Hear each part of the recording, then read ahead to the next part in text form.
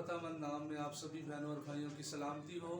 मैं आपका host pastor Imran Shaukat मसीह, chairman life press TV.